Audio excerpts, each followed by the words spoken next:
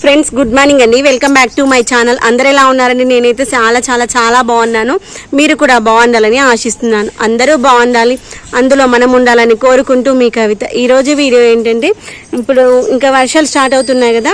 ఈ యొక్క వర్షాలు స్టార్ట్ అయ్యే ముందు మనం మొక్కల్లో ఎలాంటి పనులు చేసుకోవాలి, అలా చేసుకోవడం వల్ల వచ్చేటువంటి ఉపయోగాలు ఏంటి అనేటువంటిది ఈరోజు వీడియో. ఐ హోప్ నచ్చుతుంది అనుకున్నా, హెల్ప్ అవుతుంది అనుకున్నా. నచ్చినట్లయితే లైక్ చేయండి, షేర్ చేయండి. సబ్స్క్రైబ్ చేయకుండా చూస్తే ప్లీజ్ సబ్స్క్రైబ్ చేసుకొని సపోర్ట్ చేస్తారని ఆశిస్తున్నాం. ఈ పని అయితే మనం ఉదయాన్నే చేసుకోవాలి. ఉదయాన్నే ఎందుకు అంటున్నానంటే, మనము ఆకులు అవన్నీ తీసేసి ఇక్కడ కింద వేసుకున్నాం అనుకుని సాయంత్రం వరకు అవన్నీ కూడా ఎండిపోతాయి అనమాట. అందుకోసమని ఇదిగోండి అన్ని కుండీలలో ఉన్నటువంటి అంతకుముందున్న తోటకూర, గంగవేలుకూర ఇవన్నీ ఉన్నాయి కదా, అవన్నీ తెంపేసుకుంటున్నాను. ఎందుకంటే ఒక 4-5 సార్లు కటింగ్ అయిపోయిన తర్వాత ఇంకా వాటి యొక్క గ్రోత్ అయితే తగ్గిపోతాయి అనమాట. అందుకని దాంట్లో ఉన్నటువంటి ఆ యొక్క మొలకలు, అంతకుముందు ఉన్నటువంటి మొక్కల యొక్క రూట్స్ ఉంటాయి కదా, రూట్స్తో సహా తీసేసేయండి. పచ్చిగా లేదు కాబట్టి వస్తలేదు. తర్వాత వీటికి వచ్చినటువంటి పండుటాకులు ఉంటాయి కదా, ఈ యొక్క పండుటాకులను కూడా తీసేసేయండి. పండుటాకులు తీసేస్తేనే మొక్క అనేటువంటిది మంచి హెల్తీగా పెరుగుతుంది. తర్వాత చెట్టు నిండా ఆకులు లేకుండా చూసుకోండి. ఎందుకంటే ఇప్పుడు వచ్చేది వర్షాకాలం కదా, వర్షాకాలంలో మొక్కలకి పెస్ట్లు ఎక్కువగా వస్తాయి. మొక్కలు ఎంత గ్రీనరీగా ఉంటాయో వాటికి పెస్ట్లు కూడా అంతే ఎక్కువ గ్రీనరీగా వస్తాయి. ఎందుకంటే మనం పెట్టేది కంటైనరింగ్ గార్డెనింగ్, అంటే కుండీలలో పెంచుకుంటున్నాం మనం మొక్కలు. వాటికి కావాల్సిన పోషకాలు మనం పెట్టినటువంటి మొక్కకి కాయల రూపంలో, పువ్వుల రూపంలో రావాలి. అంతేగాని ఆకులు ఎక్కువగా పెరిగాయి అనుకోండి, మనం ఇచ్చే పోషకాలంతా కూడా ఈ యొక్క ఆకులే తీసుకుంటే గుర్తుపెట్టుకోండి. తర్వాత ఆకు వెనకాల ఏమైనా పురుగు వచ్చినా మనకు కనిపించదు. ఎందుకంటే మొక్కకి ఇప్పుడు మనకు వర్షాకాలంలో ఎండలు తక్కువగా ఉంటాయి కదా, అప్పుడు దానికి మొక్కకి ఎండ ఎక్కువగా తగలలేదు అనుకోండి, అది దానికి ఫోటోసింథసిస్ అనేటువంటి జరగదు. ఫోటోసింథసిస్ జరగకపోతే మొక్క కావాల్సినటువంటి పిండి పదార్థాలు తయారు చేసుకోలేదు కదా. అందుకోసమని ఆకులు కొంతవరకే ఉంచుకోవాలి. 50% ఆకులు ఉంచి మిగిలిన 50% ఆకులు తీసేసేయాలి. ఆ యొక్క ఆకులు ఏవి తీసేయాలంటే, లేతగా వచ్చేటువంటి ఆకులు ఉంచాలి.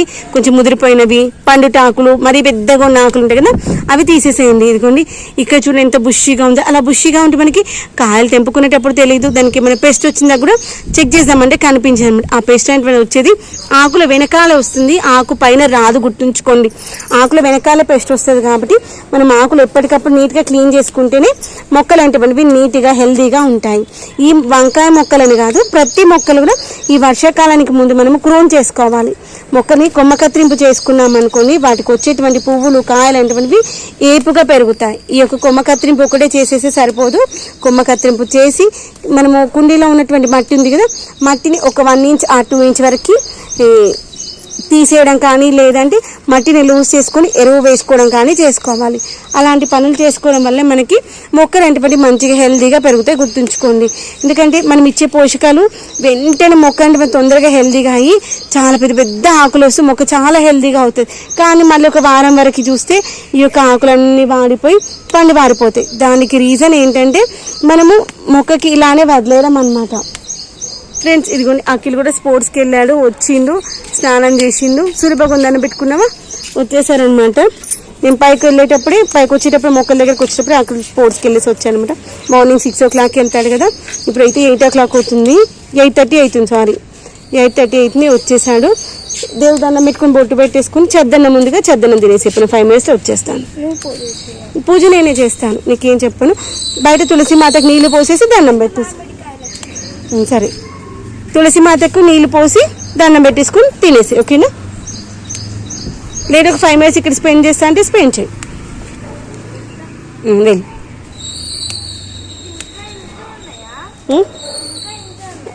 పెద్ద గాలి బనానా. ఇదిగోండి అఖిల్ ఫీలింగ్ ఏంటంటే, డ్రాగన్ ఫ్రూట్స్ ఇంకా పెద్ద కావట్లేవు, ఇంతే ఉన్నాయా అని అడుగుతున్నాను అనమాట. వాటి గ్రోతింగ్ వస్తే కదా మనం రెగ్యులర్గా చూస్తూ ఉంటాం కదా, అంత గ్రోత్ ఎక్కువగా ఉన్న ఫీలింగ్ అనిపించదు అనమాట, అంతే. కానీ మస్తు ఉన్నాయి గ్రోత్. జల్ది అంటే అవి కాయ కావడానికి 1 month పడుతుంది. ఇదిగోండి ఆకులన్నీ తెంపేద్దాము. తెంపేసి ఇలా వేసామనుకోండి గాలికి ఆరిపోతాయి, ఎండకి ఆరిపోతాయి. అందుకోసమనే ఉదయాన్నే చేయాలని చెప్పాను. వీటికి పెస్ట్ ఏం లేదనుకోండి, మళ్ళీ కిచెన్ కంపోస్ట్లో వేసుకోవచ్చు. ఈ యొక్క వర్షాకాలంలో పచ్చిగా ఉన్నవి వేస్తే తొందరగా పురుగు వస్తుంది. నాకు అదే పని ఉందన్నమాట. నేను వేసి పెట్టేసాను, వర్షం పడింది, దాంట్లో పురుగు వచ్చేసింది. అందుకే మళ్ళీ ఒకసారి ఎండకు పెట్టేశాను.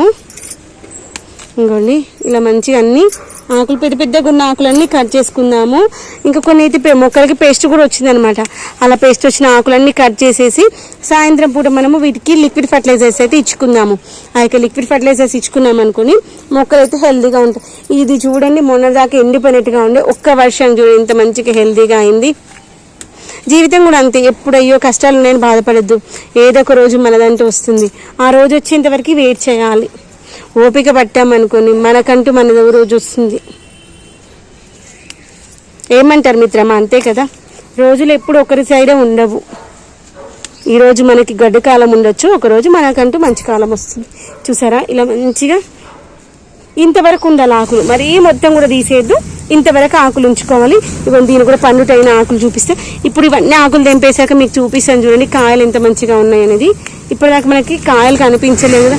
ఇవన్నీ వైట్ కలర్ బటర్ఫ్లై, ఈ యొక్క బటర్ఫ్లైస్, తర్వాత వచ్చేసి హనీ బీస్ మంచిగా వస్తాయి తెలుసా. మిద్దె తోటలో మనం కాస్త పూల మొక్కలు పెట్టుకున్నాం అనుకోండి, అదే పూల మొక్కలు కూడా రెయిన్ లిల్లీస్, తర్వాత టేబుల్ రోజెస్ ఇవి పెట్టుకుందాం అనుకుంటున్నాను. అవి మంచిగా అందంగా కనిపిస్తాయి తెలుసా వర్షాకాలంలో అయితే మొక్కలు. నేను ఆకు అనుకున్న కొమ్మ తెంపేస్తున్నాను. కొంచెం చూసుకొని కట్ చేసుకోవాలి. ఒక్కోసారి పోయిన ప్రాబ్లం ఏం లేదు, మళ్ళీ వస్తాయి పక్క నుండి. చూడండి పెద్దగా ఇంత పెద్దగా ఉన్నాయి చూడండి, అరటాకుల్లాగా. మనకి ఇస్తారు ఆకులు ఉంటాయి కదా, మోతుకాకులు, అలా పెద్ద పెద్దగా వస్తాయి. మనం ఇచ్చేటువంటి ఫర్టిలైజర్స్ తర్వాత పోషకాలు అన్నీ ఆకులే తీసుకుంటాయి, అందుకే అవి పెద్దగా పుష్కలంగా బుషిగా వస్తాయి. ఇదిగోండి చూసారా, కిందికి పండుటాకులు. ఇవన్నీ కింద సైడ్ కాస్త మొక్కకి గాలి తగిలేలాగా ఉండాలి. కింది సైడ్ ఏమైనా బ్రాంచెస్ వస్తే ఆ బ్రాంచెస్ని కూడా తీసేసేయాలి.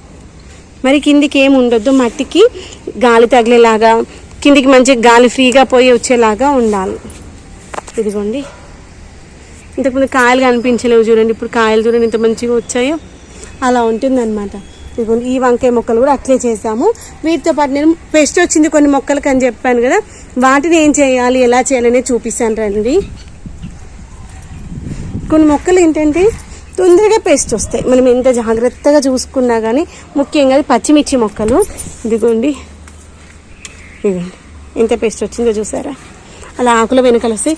ఇవి మాత్రం కిచెన్ కంపోస్ట్ బిన్లో వేయకండి, డస్ట్బిన్లో వాడేసేయండి.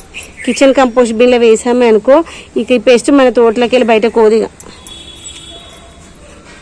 అదృష్ట లక్ష్మి కాదు ఇది, నార్మల్ ఆకులు అనుకోండి. మంచిగా వేసే మొక్కలకి కంపోస్ట్ అయితే హాయిగా ఉంటుంది. ఇవన్నీ అయితే తీసేసి బయట వాడేసేయాలి. ఆకు ముడత వచ్చింది చూసారా, ఆకు ముడత వచ్చింది అంటే ఆకుకి వెనకాల ఏదో ఒక పెస్ట్ వచ్చింది అని అర్థము. కొన్నిసార్లు పురుగు కనిపించకపోయినా అది నైట్ టైంలో వస్తాయి అనమాట పురుగులు. మొక్కకి ఏదో పెస్ట్ వచ్చిందనే దాని అర్థం. ఆకు ముడత వచ్చింది అంటే ఆకు ఎలా ఉండాలో దాని షేప్ మారింది అనుకోని దాని వెనకాల పెస్ట్ వచ్చిందనే దాని అర్థం. సాయంత్రము లిక్విడ్ ఫర్టిలైజర్ ఇద్దాము. 2 రోజులు 3 రోజులు కంటిన్యూగా ఇచ్చామనుకోండి మొక్క మంచిగా హెల్తీగా అవుతుంది, దానికి ఏం బాధ లేదు. కొంచెం జాగ్రత్తగా చూసుకోవాలి మనము. మనకైనా మన ఇంట్లో వాళ్ళకి ఎవరికైనా హెల్త్ ఇష్యూస్ వచ్చాయనుకోండి, మనం వాళ్ళని ఎంత జాగ్రత్తగా చూసుకొని లిక్విడ్స్ ఇస్తూ ఉంటాము. మొక్క కూడా అంతే, వాటికి కాసింత హెల్త్ సిక్ అయిపోయింది అనుకోండి, ఇలా పెస్ట్ ఏమైనా వచ్చింది అనుకోండి, లిక్విడ్ ఫర్టిలైజర్స్ ఇస్తూ ఉండాలి అంతే. ఇదిగోండి దీని లోపల ఏదో పురుగు ఉంది చూసారా, పూత లోపల అలా వస్తూ ఉంటాయన్నమాట. ఆకులన్నీ తెంపేసుకుందాం అట్లే. టమాటా మొక్క కూడా మిల్లీ బగ్ బాగా వస్తుంది తెలుసా. ఒక్కొక్క మొక్కకు ఒక్కో రకమైనటువంటి డిసీజ్ వస్తుంది. ఇదిగో దీనికి వచ్చేటువంటి మిల్లీ బగ్ డిఫరెంట్గా ఉంటుంది. తర్వాత మందార చెట్టు అయితే మొత్తం తినేసింది మిల్లీ బగ్. ఇదిగోండి నల్లేరు మొక్క మొత్తం ఆకాశాన్ని అంటేలాగా పోతుంది. ఇదిగోండి ఇక్కడ చూడండి వంకాయ చెట్టు ఎంత మంచిగా ఉందో, దీనికి చూడండి పురుగు. ఇంకోండి ఇవి తీసేసేయాలి తప్పదు. ఇంకా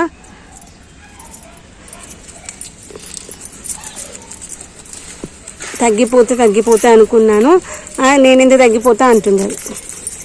ఇలానే వదిలేసామనుకోండి చెట్టు అంతా పాకిపోతుంది.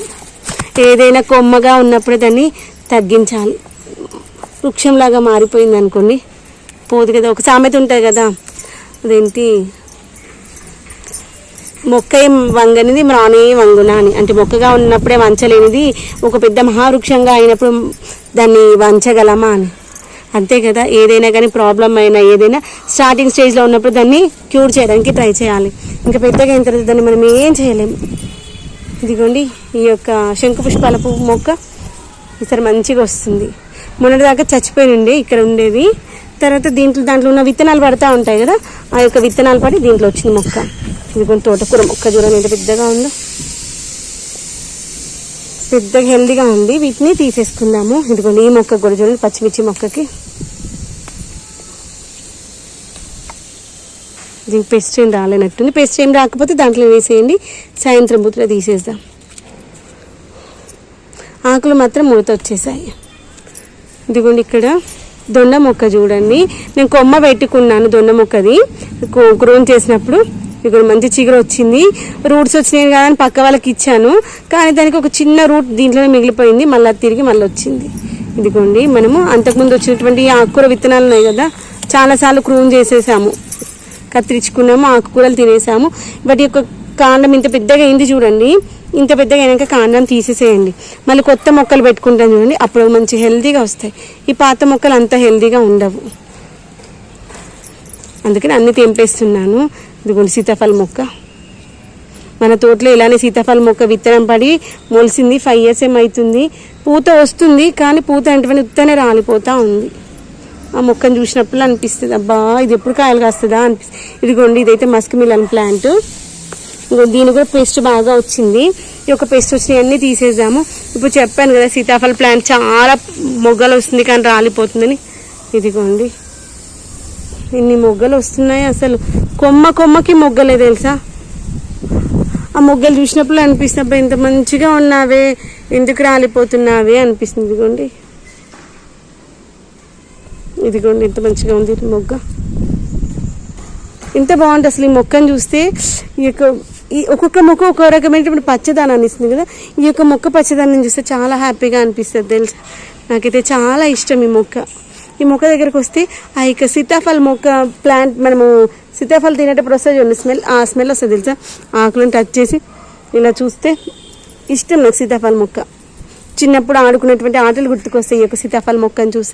మేము చిన్నగా ఉన్నప్పుడు ఆడుకునేటప్పుడు వీటిని కరెన్సీ లాగా ఆడుకునే వాళ్ళము. వీటికి వచ్చే బుజ్జి కాయలుగా వీటిని మార్కెట్లో పెట్టేసి కూరగాయలు అమ్ముకునేట్టు ఆడుకునే వాళ్ళము. ఇప్పట్లాగా బొమ్మలు అవన్నీ ఏముండకపోయేదిగా మనం చిన్నగా ఉన్నప్పుడు, నేచర్తోనే ఆటలు కదా.